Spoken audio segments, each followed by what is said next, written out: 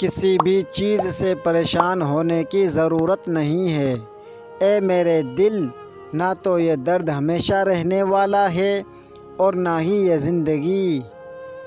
میں ہمیشہ دعا کرتا تھا کہ میری روح کو کوئی ساتھی مل جائے، پھر مجھے معلوم ہوا وہ میں خود ہی ہوں۔